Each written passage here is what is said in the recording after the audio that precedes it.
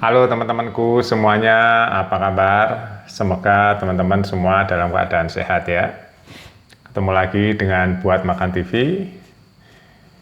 Jadi teman-teman, kali ini saya tidak bicara bola. Saya mau membahas masalah keprihatinan saya terhadap situasi oknum-oknum pejabat yang tidak bermoral. Saya menyaksikan terus setiap sidang kasus mantan Menteri Pertanian SJL. Ini bukan saya saja, saya rasa seluruh rakyat Indonesia merasa geram. Merasa geram, merasa marah melihat sidang yang terbuka, yang menghadirkan saksi-saksi, ya serba terbuka semua. Nah, yang paling memalukan sekali waktu ada penyanyi dangdut dipanggil di depan sidang, cewek cantik. Di situ ya teman-teman, si penyanyi dangdut itu menceritakan bahwa sering menerima uang banyak sekali teman-teman. Pertama, dia honorer tapi nggak pernah kerja, dapat gaji ya selama 10 bulanan lah kurang lebih ya. Bayangin aja, pegawai hanya masuk 2 kali, menerima gaji terus-terusan hampir 1 tahun. Itu kan pakai uang rakyat teman-teman. Geram nggak kita sebagai rakyat yang bayar pajak dengan kelakuan pejabat seperti itu? Geram ya, itu baru sebagian kecil teman.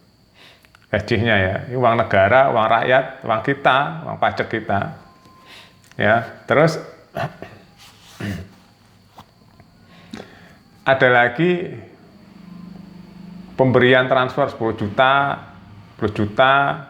pemberian tas, pemberian macam-macam lah. Terbuka semua di depan sidang. Di depan sidang ya, didedes, ditanya terus, dicecar oleh hakim. Kalau teman-teman menyaksikan sendiri ada linknya tuh ya, saya lihat di Kompas TV, live streaming sidang, malu-maluin teman-teman kelakuannya. Waduh, ternyata teman-teman Allah Maha Adil ya, membukakan semua. Jadi itu baru sebagian kecil saja.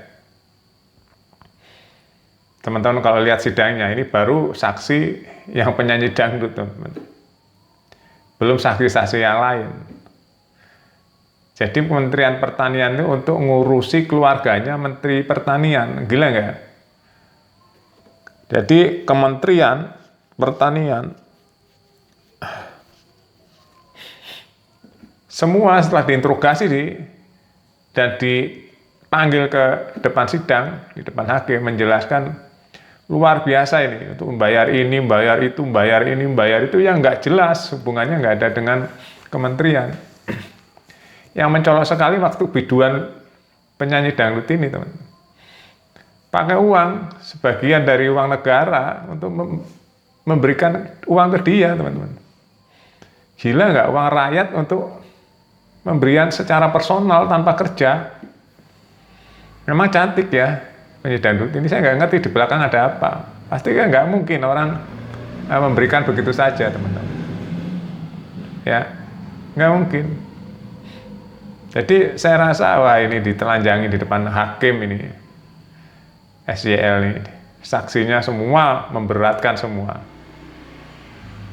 Jadi kok pegawainya sendiri memberatkan semua. Ini nggak tahu hukumannya apa nanti ya. Apakah ini ada hukuman gratifikasi korupsi atau pencucian uang diperluas lagi? Ya, kita tunggu sebagai rakyat ya. Sebagai rakyat kita tunggu nanti hukumannya apa nih. Tinggal hakim nih.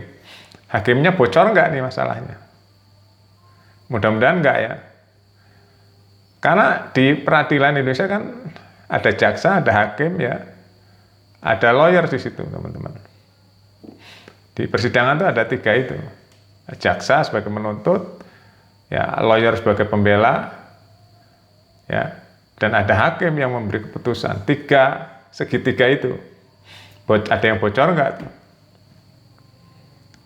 Ya mudah-mudahan semuanya tegak lurus ya. Kan ini uang rakyat loh teman-teman. Ya, uang kita, uang saya termasuk membayar pajak loh kita. Pajak itu langsung masuk APBN kan. Itu membangun negeri. Ngurusin pertanian, ngurusin apa gitu ya. Ternyata uang kementerian, uang negara, salah satunya tuh memberikan ke orang-orang yang nggak kerja seperti ini. Ini kan nggak kerja teman-teman. Masuk 2 kali, tapi gaji jalan terus. Ini kan uang rakyat teman-teman. Coba kalau nggak ada kasus ini, uang rakyat disalahgunakan seperti itu. Ini kalau menurut saya nggak ada maaf. Uang rakyat teman-teman, nggak ada maaf nih. Di sisi lain banyak pengangguran di negeri ini. Iya kan? Menyedihkan ya teman-teman, menyedihkan. Ini presiden harus turun tangan dengan hal begini. Banyak hal di Indonesia yang menurut saya menyedihkan sekali, nggak pada amanah. Kan saya sudah bilang dari dulu, korupsi di negeri ini kan gunung es. Ya, fenomena gunung es sudah dari dulu bertahun-tahun saya bilang itu. Gunung es dari dulu. Kapan sembuhnya?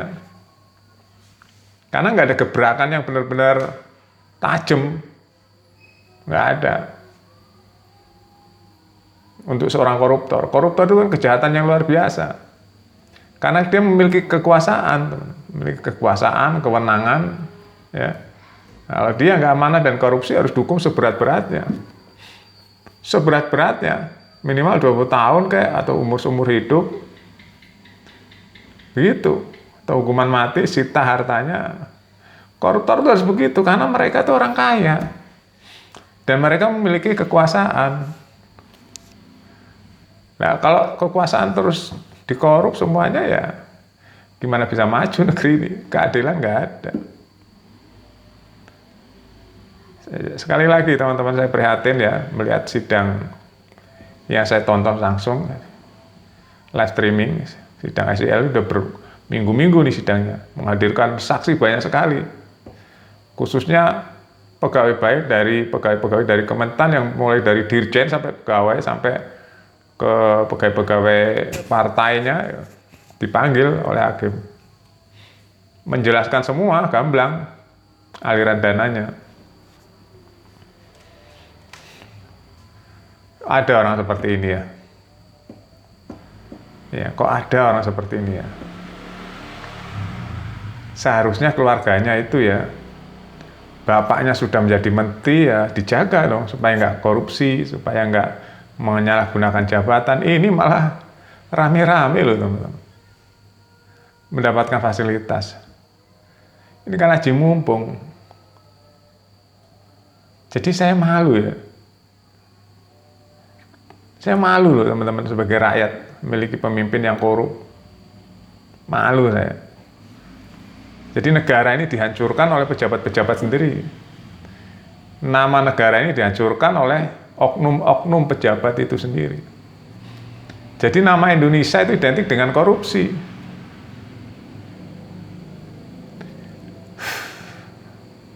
Saya kadang-kadang saking banyaknya koruptor di negeri sampai bingung kapan nggak ada korupsinya gitu. Sampai bingung saya mencari waktu atau mencari momen kapan nggak ada korupsi di negeri ini. Nggak ada. Gunung es, saya bilang gunung es. Jadi yang kelihatan umpamanya 50 koruptor itu. Di bawahnya mungkin ribuan yang nggak kelihatan. Itu gunung es. Ya. Saya nggak ngerti harus gimana lagi kalau nggak ada pahlawan yang benar-benar memberantas korupsi, negeri ini akan hancur oleh koruptor. Dihancurkan oleh koruptor itu negeri ini. Mudah-mudahan ada pahlawan yang tanpa pamrih ya bisa memberantas korupsi sampai akar-akarnya. Mudah-mudahan ya. Nggak tahu juga. Oke, itu aja teman-teman. Capek banget saya mikirin korupsi di negeri ini. Sampai jumpa.